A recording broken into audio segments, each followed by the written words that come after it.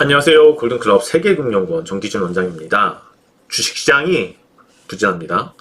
방향성을 좀 아래로 잡고 있는 모습이 코스피에서는 보였고, 나스닥 다우도 많이 떨어졌어요. 특히 지금 금요일 녹화인데 금요일 증시 코스닥 1.8%나 하락했고요. 코스피가 장 초반에 그래도 삼성전자가 버텨주면서 낙폭이 크진 않았었는데 삼성전자마저도 하락을 했죠. 금요일날. 오늘 이런 흐름은 뉴욕 증시도 여파가 있어요.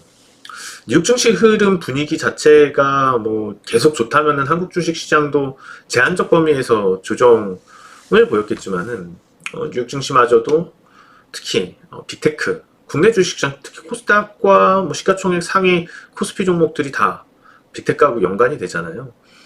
거기서 종목이 안 좋아 버리니까는 주가가 안 좋아 버리니까 시장이 금요일까지도 부진했습니다.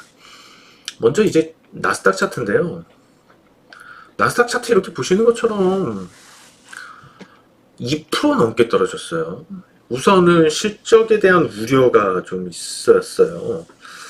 근데 사실 주가가 이 정도로 떨어질 만큼의 실적에 대한 우려? 그런 것보다는 제가 생각할 때는 아마도 미국 대선 불확실성이 증시에 본격적으로 좀 작용되는 것이 아닌가 싶어요. 진짜 며칠 안 남았잖아요. 다음 주 화요일이니까는. 그러면은 이게 자연스럽게 시장은 지금 벌써 좀 조심을 해야죠. 누가 당선될지 정확하지는 않으니까 아직은요. 그러니까 확실히 어느 쪽으로 좀 기울어져 있는 게 보인다면 모를까. 계속 이렇게 저울이 왔다 갔다 하는데 정말 이거는 미국은 만약에 그냥 한국식으로 총 지지율 순서대로라면은 총 득표수대로라면은 제가 봤을 때는 해리스가 당연히 가능성이 높다고 보여요. 근데 미국은 그렇지가 않잖아요. 이제 주별로 선거인단 수를 묶어서 하기 때문에 어느 주에서 승리하느냐가 중요하죠. 근데 그 부분에 있어서는 트럼프가 또 유리하단 말이죠. 그러니까 뭐 결론적으로는 해봐야지 알아요. 어떻게 될지 몰라요 지금요. 이런 상황이에요. 그러니까 그런 불확실성. 왜냐하면 정책적인 방향성이 다르잖아요. 정책적인 방향성이 다른데 그 상황에서 투자자들이 어느 쪽에 더 유리한 것을 베팅을 할지 두고 봐야 된다는 거죠. 그 전까지는 위험 관리를 해야 된다는 거죠. 그러니까 예를 들면은 우리 공매도를 한다든지 숏포지션, 그러니까 숏포지션을 일시적으로 취하면서 그 불확실성에 대한 해칭을 했을 가능성이라고 보시면 될 것 같아요. 뉴욕 증시 이렇게 떨어진 거. 그러면 뭐 한국 주식 시장이라고 안전했으란 법은 없고 오히려 한국 주식 시장은요 더 지금 트럼프가 되는 것에 대해서 우려를 크게 가지고 있죠. 한국 증시는요. 트럼프 당선에 대한 우려가 큰 상태에서 환율 보시면 뭐 이거는 너무나 명확하게 뭐 실제로 수출 중점의 국가잖아요. 한국이 대표적인 수출 중점의 국가인데 이게 뭐 대미무역하고 생각을 해보자고요. 한국이 실제로 우리 뭐 쓰는 제품들 중에 미국산 제품들 뭐 얼마나 돼요? 뭐 없어요. 없어. 미국산 제품 찾기가 쉽지가 않죠. 근데 우리는 미국에 물건 많이 팔고 있잖아요. 미국 입장에서 뭐 어떤 태도로 나오든지 우리는 유리할 건 없단 말이죠. 그러니까 결국에 미국이 지금의 우리 한국 대미 무역 관계를 미국이 깨면서 무리한 요구를 하더라도 한국은 끌려갈 수밖에 없어요. 어떻게 할 거예요? 물건을 셀자는 주체는 한국인 건데 소비자가 미국이 되는 거고요. 그런 상황이니까 7대3 비율로 그렇게 되니까 미국도 아쉬울 거 없죠. 한국산 물품에 대해서 관세를 먹이더라도 보복 관세를 한국에서 했을 때 미국이 다른 대안을 찾으면 어떻게 할 거예요?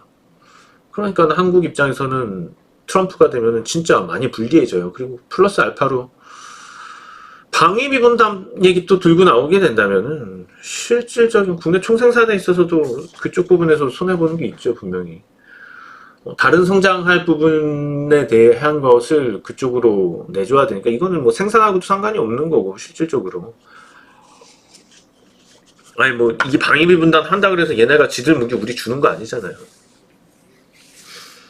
그러니까 뭐 그런 측면에서 봤을 때 자주국방 뭐 이런 생각을 하면은 진짜 최근에 이런 관련된 종목들 올라가는 것도 좀 너무 당연하다고 보이고요. 특히 하나에어로스페이스 같은 경우에 어떻게 같아요? 그쵸? 주가 잠깐 보시면은 오늘도 이렇게 밀렸다가 다 회복하고 장중에 이게 지금 증시가 개인 투자자들 우리 트레이딩 하기가 너무 어려워요.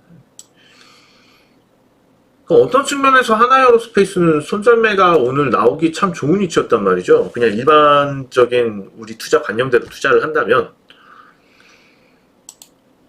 그렇잖아요. 이게 오늘 음봉이었잖아요. 이런 음봉이었으면은 조정 좀 보이고 가겠구나. 만약에 하나 여기서 더 치고 갈 거라는 거를 생각을 하고 이렇게 종목이 이런 식으로 치고 갈 거라고 생각을 한 투자자가 이날 조정을 보여서 유입이 됐다, 매수를 했다 생각한다면 향바하던 구간에서 추세를 이탈하는 모습이 오늘 오전에 이렇게 나왔잖아요. 손절매 나오죠. 근데 이제 지금 시장의 특징은 그런 변동성들에 대해서 모두 다 견뎌내고 좋은 종목들은 수익이 난다는 거예요. 그러니까는 그냥 일반적으로 우리 과거에 시장 좋을 때, 증시 좋을 때, 수급 좋고 평탄한 상황에서 주식하듯이 했을 때 수익이 하나도 안 나요. 그런 게 어려운 거죠. 좋은 종목을 가지고 핸들링을 하더라도 수익이 안 나요. 그래서 지금 투자 전략으로 좀 제시를 해드리고 싶은 것은 대선 이후에, 그러니까 미국 대선 이후에는 분명히 시장은 안정을 찾을 거라고 보이고 안정을 찾은 시장에서 분명히 랠리를 펼칠 종목들이 있을 거란 말이에요. 근데 만약에 이제 뭐 트럼프가 되고 그러면은 하나에어로스페이스 같은 종목들이 단기적으로 한번 급등할 수는 있겠지만은 전체적으로 그거는 우리가 이해를 하고 가야지 돼요. 시장이 왜 최근에 이렇게 약했는지에 대해서, 한국 주식시장 유독 약했는지에 대해서 물론 여러 가지들 이유가 있어요. 지정학적인 리스크도 있을 거고요. 근데 제가 봤을 때는 트럼프 리스크가 많이 컸다고 봐요. 왜냐하면 수출주들 많이 떨어진 걸 보면은 SK하이닉스 요즘 주가 계속 안 좋았죠. 뭐 HBM 경쟁 심화 그딴 얘기도 나오고 있는데 사실 그거는 말 같지도 않은 소리고, 왜냐하면은 뭐 기술의 우위 이런 얘기들보다도 지금 공급이 부족한 상황인데 누가 어디서 뭘 어떻게 만들던 간에 그것도 아무리 뭐 절대적 존재라 하더라도 생산을 하느냐에 있어서는 공급 가격이 맞아야지 가능하다는 거죠. 지금 뭐 이런 것들은 저런 거 생각하면 될 거예요. 희귀병에 대한 치료제 같은 경우도 생각하면 될 것 같아요. 그러니까 지금 그런 절대적으로 우리가 가격을 높여서 HBM을 생산을 하고 그러면 그 업체들이 그거를 또 소비자한테 팔아야지 되는데 이게 뭐 희귀병도 아니고 없으면 그러니까 죽고 사는 문제가 아니라면은 희귀병 치료제 같은 건 엄청나게 비싸단 말이에요. 보험도 안 되는데 진짜 뭐 돈 없으면은 정말 힘들어지는 거예요. 전 재산 다 탕진할 수밖에 없는 거고. 근데 누가 이제 우리 저 AI 관련된 거 뭐 생산을 하는데 칩 하나 때문에 칩 하나가 막 수천만 원이에요. 예를 들어서. 그래서 이거 생산하는데 단가가 그것 때문에 엄청 비싸져요. 그럼 생산 안 하지요. 그건 죽고 사는 문제가 아니기 때문에. 응? 그런 차이가 있다는 거죠. 그러면 결과적으로 어차피 가격은 아무리 독점적 구조라 하더라도 이게 결국에는 정해질 수밖에 없는 거예요. 왜냐하면 대량 납품을 해야 납품을 하는 입장이잖아요. 이거는. 그렇기 때문에 어차피 수요에 비해서 공급이 부족하다면 누가 어디서 생산을 하던 가격이 큰 차이는 없어요. 그러면은 그 영향 때문에 하이닉스 주가가 떨어진다? 그건 말도 안 되는 거죠. 그건 그냥 일부 뭐 잘 모르는 애널리스트나 뭐 그런 쪽에서 얘기가 나오는 걸 수 있고요. 실질적으로는 하이닉스의 이런 성장성, HBM 관련된 성장성은 상당히 크다고 보입니다. 그럼에도 불구하고 하이닉스 주가가 요 며칠 분명히 이제 하이닉스가 삼성전자와 차별화됐던 이유는 너무 명확하거든요. HBM 때문이잖아요. 삼성전자 주가는 죽어라고 떨어졌었고, 그러니까는 특히 뭐 요 구간이 되게 핵심이라고 보이는데, 이 구간 때 하이닉스는 오히려 지지를 받고 반등을 했단 말이에요. 하이닉스 주가로 다시 넘어올게요. 그렇죠? 거기서 차이가 났었죠. 그게 바로 이제 AI와 관련될 수 있는 HBM 종목으로서 부각을 받은 거란 말이죠. 근데 이거는 아마도 미국의 그런 관세 정책들이 문제가 될 거라는 거예요. 최근에 삼성전자가 오르는 것도, 삼성전자는 미국 현지 생산해요. 근데 SK하이닉스하고는 지금은 좀 속도가 다르겠죠. 미국 현지 생산하는 부분 속도에 대해서 삼성전자가 더 빠르겠죠. 그 부분 하이닉스에 비해서. 근데 이제 결정적으로 중요한 거는 실제로 누가 당선이 된들 원재료가 필요한 건데, 미국도 제품 만들어서 팔아야 되는데, 그러려면은 원재료들이 있어야 되는데, 그 원재료들 관세 폭탄 때려봤자 결국에는 자기네들 물건값 올라가서 문제가 되죠. 그거는 제가 볼 때는 순전히 당선되기 위해서 막말하는 거고요. 이게 당사자들이 원치 않는다는데 무작정 관세를 때릴 수는 없을 거죠. 얘기하는 거는 뭐 자국으로 공장을 유치한다 어쩐다 하는데, 미국 현지 생산하면 단가 더 비싸져요. 트럼프 되고 나서. 왜냐하면 미국은, 트럼프는 철저하게 이민 반대 정책이에요. 그러니까 그동안 미국에서 생산이 괜찮았던 거는 미국 이주 노동자들 인건비가 싸서 그랬단 말이죠. 멕시코에서 넘어오고 그런 사람들 인건비가 싸다고요. 남쪽 사람들 넘어오면 인건비가 싼데, 근데 트럼프가 그런 것들을 제한했잖아. 사실 미국의 물가가 많이 오른 것들의 일조한 부분에 큰 영향은 트럼프의 반이민 정책 때문이에요. 그것도 많이 차지해요. 실질적으로 그 값싼 노동력이 필요한 부분에 있어서 어려워졌단 말이죠. 근데 얘네도 참 웃긴 건, 지들 필요한 데 있어서는 제한을 안 한단 말이죠. 미국에 지금 의료계를 보면은 중국 사람, 인도 사람 없으면 병원이 안 돌아가잖아요, 미국. 근데 그런 쪽은 또 제한을 안 하고. 그러니까 좀 상당히 자국에 대해서 이기적인 게 미국의 트럼프 정책이지 않을까 생각이 됩니다.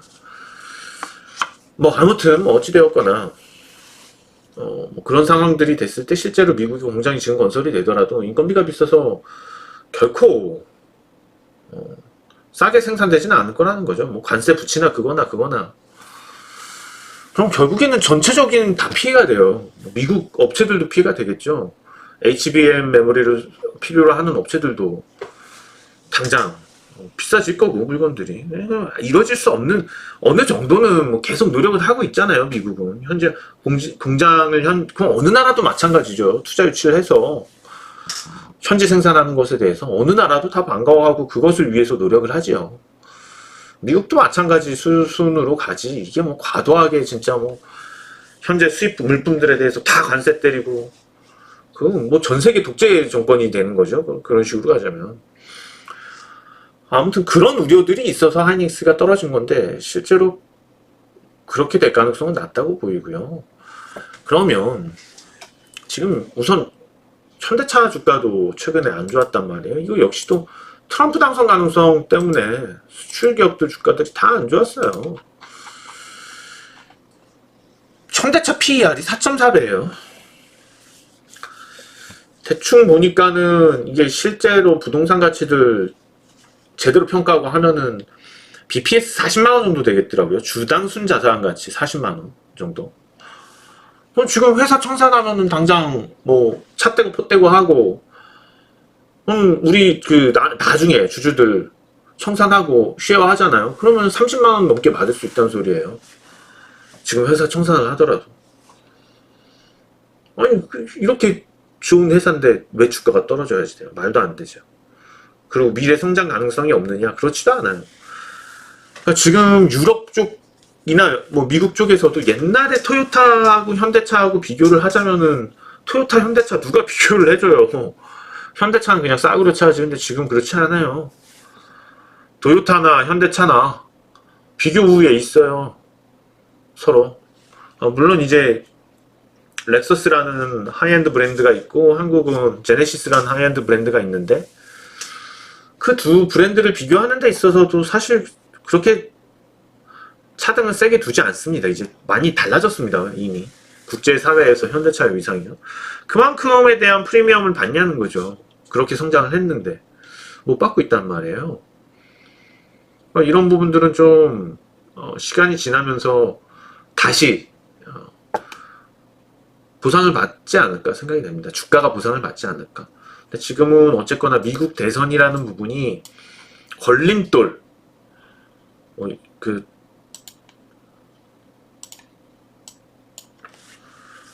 이런 걸림돌들은 늘상 있었어요. 근데 또 그 걸림돌들은 또 뿌리 뽑히기 마련이고요. 뿌리 뽑히겠죠. 언제? 그게 언제냐? 제가 봤을 때는 대선 이후 불확실성은 제거된다고 봐요. 그러니까 다음 주 수요일, 목요일쯤에는 본격적으로 시장은 한국 주식시장 반등에 나설 거라고 생각이 됩니다. 물론 그 전에 어떤 변동성이 일어날지는 몰라요. 그 전에 폭등할 수도 있고 폭락할 수도 있고 그건 몰라요. 근데 분명한 거는 지금 수출주들 떨어진 것 그리고 환율 안정을 찾을 겁니다. 환율도 많이 다시 내려올 거고요. 누가 당선되든 그거는 문제가 아닌 것 같아요. 지금 불확실성 때문에 이렇게 원달러 환율도 높아졌다고 보여지고 있고요. 수출주들도 그런 이유 때문에 마찬가지로 주가가 떨어졌었다고 봅니다. 자, 뭐 어찌되었거나 이러나 저러나 제가 볼 때 단기적으로 삼성전자가 올랐었잖아요. 하이닉스는 떨어지고 뭐 오늘은 아니 둘 다 떨어졌지만 그래서 삼성전자냐 하이닉스냐 두 종목 중에서 대선 이후에 지금 뭐 건들 거는 없다고 보이고요. 두 종목 다. 삼성전자를 오히려 최근에 움직임이 나오고 그랬다고 해서 삼성전자를 저가 매수한다. 많이 떨어졌으니까 물타기 한다. 저는 별로 좋은 생각이라고 보이지 않아요. 그렇게 유망해 보이지도 않고요. 오히려 삼성전자를 팔고 지금 기회에 SK하이닉스를 노려보는 게 맞다고 보입니다. 뭐 당장 변동성이 어떻게 될지는 우리는 모르지만 그렇기 때문에 당장 매수할 건 아니지만 대선이 끝나고 나서 누가 당선이 되던 간에 저는 하이닉스 쪽으로 돌아오는 게 좋을 거다라고 생각을 합니다. 자, 그리고 또 지금 최근에 종목들 보면은 시장 수출주들 빠지는 틈을 타서 막 올랐던 종목들도 있어요. 그러니까 그런 종목들 오히려 위험할 수도 있다는 거죠. 뭐 경기 방어적 성격이 있는 종목들 그런 종목도 고점을 찍고선 오히려 대선 이후에는 조금씩 밀려날 수 있다고 보이고요. 그리고 뭐 지난 시간에도 한번 AI 관련된 반도체 종목도 얘기를 드렸지만은 뭐 대선 전국 이후에는 그런 류의 종목도 테크윙부터 뭐 요런 뭐 ISC라든지 그러니까 반도체 장비, 뭐 소재, 부품 그런 쪽 종목들 제대로 한번 갈 수도 있지 않을까라는 생각이 들어요. 아니면 진짜 뭐 AI 중에서도 핵심적인 AI라든지 그 다음에 뭐 알테오젠이 오늘 코스닥에서 많이 떨어졌잖아요. 리가켄바이오도 많이 떨어지고 그 미국 대선 전국에서 그러니까 다음 주 한 뭐 화요일 수요일까지도 더 떨어질 수도 있을지도 몰라요. 그러니까 불확실성이 계속 있기 때문에 그러니까 그럴 때 좀 접근할 만하다는 거죠. 오히려 그렇게 생각이 듭니다. 그리고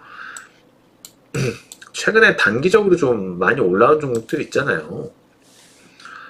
오히려 조심해야 될 것 같아요. 당장 시장 빠질 때 이렇게 강하게 올라온 종목들이 몇 개 있는데 그런 종목들이 차라리 더 떨어질 수도 있어서 오히려 나중에.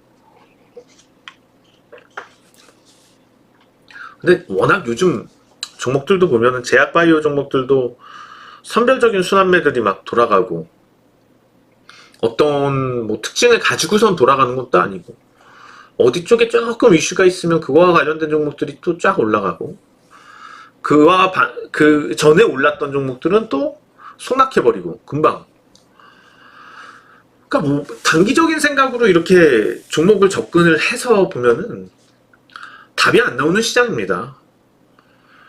그러니까는 단기적인 그런 생각들을 좀 버려야 될 것 같아요.